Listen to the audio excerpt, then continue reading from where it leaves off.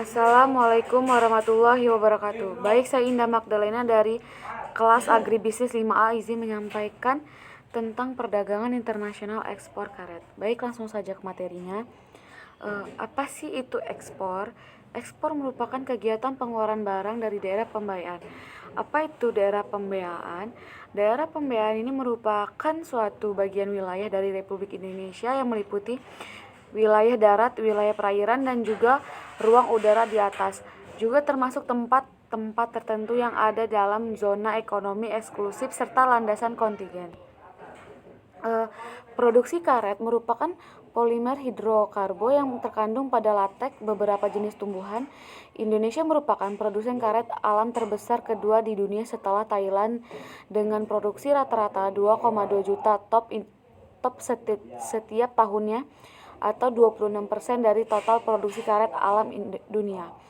Produksi karet Thailand mencapai 2,8 juta ton per tahun atau sama dengan 33%, sedangkan Malaysia dengan produksi sebesar 1,1 juta ton per tahun atau 13% dari total dunia merupakan produsen terbesar ketiga dunia.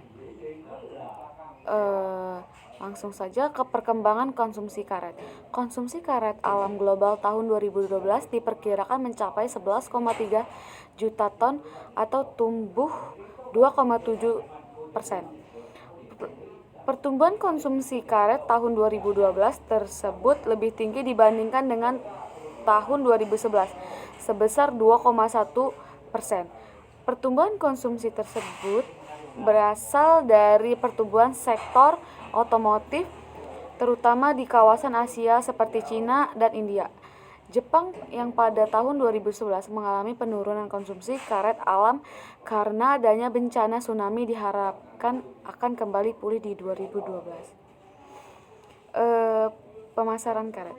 Berdasarkan data Gapkindo, industri crop rubber di Indonesia saat ini hanya beroperasi dengan utilisasi di bawah 70% dari kapasitas terpasang.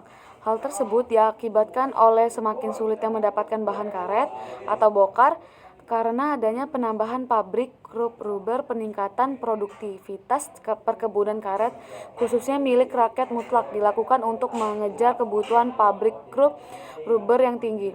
Di pasar domestik dan internasional, harga karet alam cenderung berfluktuasi.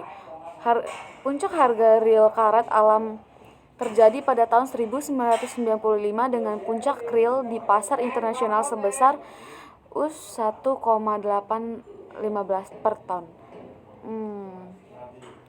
Perkembangan ekspor karet. Ekspor karet alam Indonesia selama 20 tahun terakhir menunjukkan adanya peningkatan dari 1,0 juta ton pada tahun 1985 menjadi 1,3 juta ton pada tahun 1995 dan 2,0 juta ton pada tahun 2005.